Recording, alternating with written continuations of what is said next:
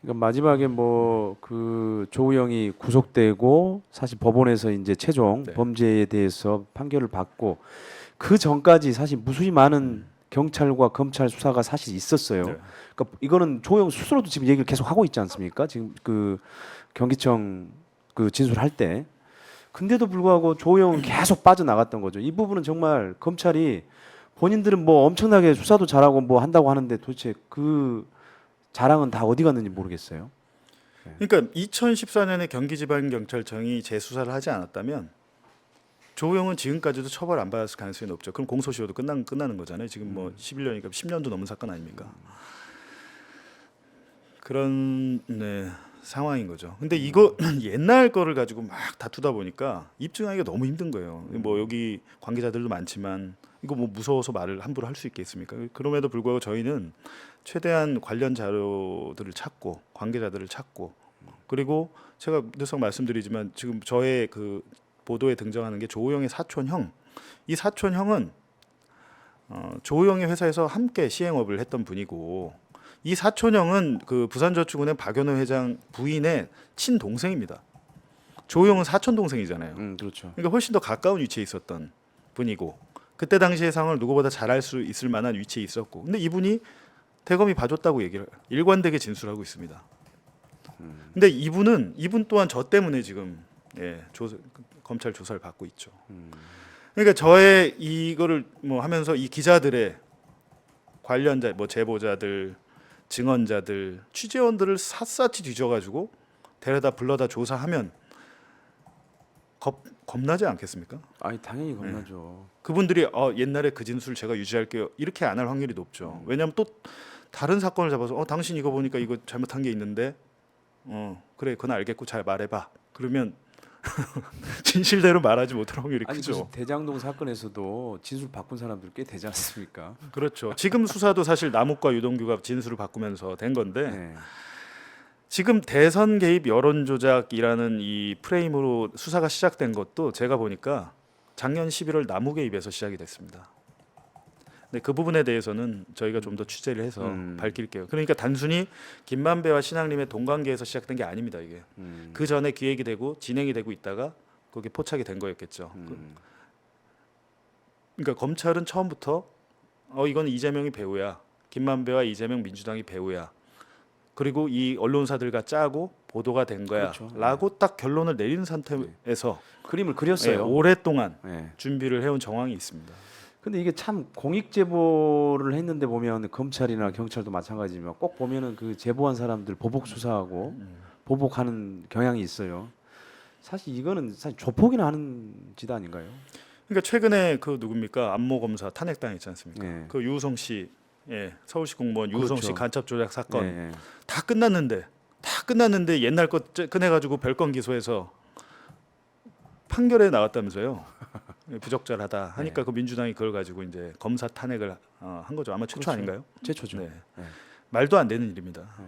저는 반드시 굉장히 중요한 사건이라 봐요. 검사가 아무리 수사를 조작하고 너는 봐줄게, 너는 빼줄게, 넌 이러면 죽어봐.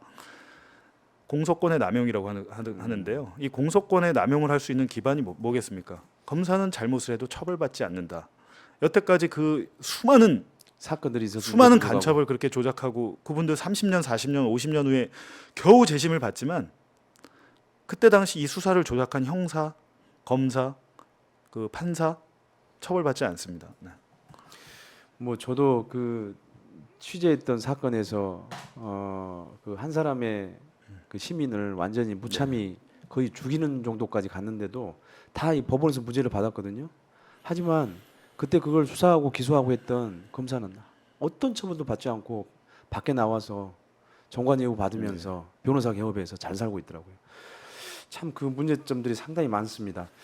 그 아까 우리가 그 앞부분에 좀 얘기를 하긴 했는데, 그러니까 이제 최근에 경향신문이나 뉴스버스 기자들에 대한 자택 압수수색이 진행이 됐지 않습니까? 사실 이게 이제 언론사 압수수색도 그렇지만 취재 기자의 자택을 압수수색한다는 이건 굉장히 초유의 일이고 상당히 굉장히 이례적인 일인데 이렇게 무리한 수사를 진행하는 이유가 뭐라고 보세요?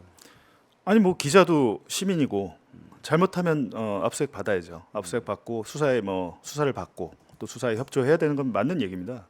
당연히 해야 되는 얘기인데 이 사건의 시작 제가 아까 말씀드렸지만 지금 시작과 지금 진행 상황 이런 것들을 봤을 때 상식을 가진 국민이라면 저 좀 이상한데 왜 유독 윤석열 후보 비판한 것만 하는 거야? 당연히 의심이 들 거 아닙니까? 근데 의심이 든데 검찰은 그런 정치적인 고려는 없고 뭐 혐의점이 발견됐기 때문에 한 것이다 이 말만 지금 반복해서 하고 있어요. 그렇게 또 얘기를 하면 언론이 실어주니까요. 하지만 만약에 이번 이 수사가 기획되고 공작된 거라면 지금의 이 언론사와 기자들을 향한 압수수색이나 수사는 언론 탄압이라고 해도 맞는 거죠. 제가 볼 때는 이거 자체가 기획이고 공작이에요. 지금 자기들이 이제 대선 개입, 뭐 여론 조작, 뭐 공작 보도 뭐 이렇게 얘기를 하는데 본인들이 오히려 하고 있는 게 본인들이. 공작입니다. 그러니까 이게 기획 공작 수사라고 저는 보고 있는 거고요. 예, 예. 그러니까 해보라는 겁니다. 해봐서 만약에 이거 뭐 아무 그림은 잘 그리잖아요, 이분들이. 그림을 잘 그리는데 JTBC나 뭐 일부 언론이 또 그 그림을 그릴 수 있는 물감을 주는 거예요.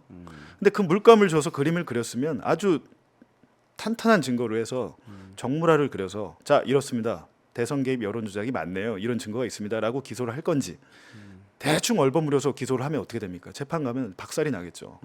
재판장은 반드시 2011년 대검중서부 윤석열 주임검사가 이끈 대검중수부가 조영을 봐줬는지 범죄 혐의점을 알 수 있었는지에 대해서 사실관계를 따질 겁니다. 왜냐하면 대통령에 대한 명예훼손이니까 허위 사실에 의한 명예훼손인지 사실적시에 의한 명예훼손인지 재판장은 따지거든요. 좀 그 과정에서 실체적 그분이 만약에 그 판사가 법과 양심에 따라서 하신다면 충분히 전 이 실체적 진실이 나올 거라고 생각하는 거죠. 그러니까 저는 보면 이게 앞서도 지적이 됐습니다만은 JTBC, 경향신문, 뉴스버스 등 전현직 기자들에 대한 압수수색은 신앙님 김만배 그 대화록 관련 배임 수재 중재 사건 증제 사건하고는 사실 관련이 없는 일종의 윤석열 대통령 명예훼손 사건이거든요. 이게 그러니까 검찰이 수사할 수 없는 직접 수사 범위에 있지도 않는 건인데 지금 이렇게 엮어놨어요. 근데 황당한 게 보세요. 만약에 실타래로. 김만배 신앙님 대화 음성 파일이 제일 먼저 보도가 됐고 예. JTBC나 경향신문이 뒤에 보도를 했다면 그랬으면 조금 그림이 네, 좀 그랬으면은 그럴싸했겠죠. 이거를 검증 없이 이렇게 허위인 줄 알면서도 의심은 할 수 있어요. 음. 가장 마지막 보도가 뉴스타파 보도였어요. 가장 첫 보도가 경향신문, 뉴스버스, JTBC, 뉴스타파 순인데 가장 마지막에 했던 보도를 추정 보도했다는 식으로 지금 얘기를 하는 건데 자기들도 좀 거슬러 올라가는 거죠. 자기들도 그럼 저희는 적어도 그러면 뉴스타파가 3월 6일에 보도할 거야 미리 알았다던가 그래야 될 거 아닙니까? 그리고 제가 김만배를 그 김만배 전 기자를 개인적으로 좀 신앙님 전 위원장이나 알았다던가 여러 다른 크기의 구술들이 있는데 이걸 하나의 실로 묶으려고 하면 안 묶어질 겁니다. 아니 근데 그 지금 무리하게 되면 본드로 붙이겠죠. 실로 묶지 못하면 예. 붙은 것처럼 보이기 위해서 본드질을 하겠죠 거기다가. 네. 지금 아무튼 얼기설기 얽혀놨어요 지금 사건을. 네. 네, 두 개의 사건을. 근데 그 윤석열 대통령이 사실 뭐 직접 처벌해달라는 의사를 공개적으로 뭐 밝히지도 않고 뭐 그런 얘기들이 전혀 없고 그런데 검찰이 참 뭐 나서가지고 압수수색하는 거는 누가 보더라도 정권 보위 수사거나 아니면 윤석열 대통령 보위 수사라고밖에 볼 수가 없는데 저는 어떤 점에서 또 절망적이냐면 법원들이 그런 구속영장들을 계속 발부해 준다는 점이에요. 그러게요. 그 아무 관련들이 없는 사건을 하나로 묶어서 청구를 하는데 발부해주고 있죠. 거기에 대해서 요즘 기자들이 좀 문제 제기를 하고 있는데 예. 발부를 안 해줬으면 뭐 기각이 뭐가 됐을지도 모릅니다. 검찰이 안 밝혀서 그렇지. 근데 일단은 발부가 됐다는 거고 제가 그 다른 기자들 영장을 보진 못했습니다만 보면 뭐 차량이나 이런 것까지 나온 거 보니까 그래도 저희 집에 왔을 때는 그 담당 판사가 소유 차량에 대해서는 지웠더라고요. 뭐 차량해도 상관없어요. 근데 차량하면 검찰이 고달픕니다. 캠핑 장비가 제가 차가 SUV인데 딱 앞에 두 자리 빼고 뒤에가 다 캠핑 장비로 실려 있어서 그거 다 압수수색하려면 힘들죠. 다 열어보거든요.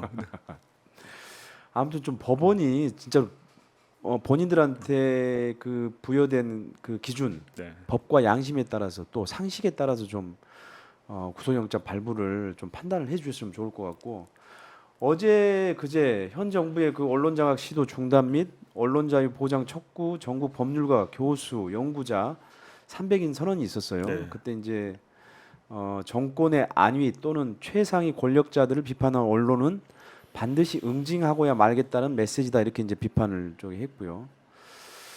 아무튼 저는 사실 윤석열 정부의 그 비판 언론 죽이기 또는 언론 장악 시도가 좀 우리 시민들의 저항에 반드시 부딪히기를 바라고요. 그런 저항들이 좀 많이 좀 불길처럼 타오르기를 바라고 있습니다. 근데 저는 사실 이제 각 언론사에 한국기자협회 지회도 있고 언론노조 지부도 있거든요. 다들 이제 언론의 자유에 하고 직결되는 그 단위들인데 좀 개벌 언론사들도 좀 이런 비판 성명들을 좀 많이 계속해서 좀 내면 어떨까 좀 그런 것들을 좀 기대를 해요. 왜냐하면 그동안 언론사 내부에서 뭐 자기 내부 일 가지고는 막 성명서 많이 내고 했잖아요. 지금은 사실은 언론의 자유를 옥죄는 그 외부의 공격에 대해서 사실은 전체 언론인이 사실은 방어하고 해야 되는 그런 때라고 보거든요. 그러니까 이명박 정권 때에 비하면 이명박 정권 때가 지금 애교 수준인 거죠. 지금에 비하면. 아, 그런가요? 그렇잖아요. 이렇게 여러 개 언론사를 동시다발로 해서 연관성이 없는 걸 연관성이 있는 것처럼 해서 수사를 하고 경향신문 그 기자는 제가 듣기로 그 육아휴직이고 아이가 굉장히 어린 걸로 아는데 그 부부가 아이랑 있을 때 아마 압수수색을 했다고 그래요. 그 기자는 육아휴직이고 좀 현업에 있지도 않은데 뭐 그걸 확인하기 위해서 했다고 하는데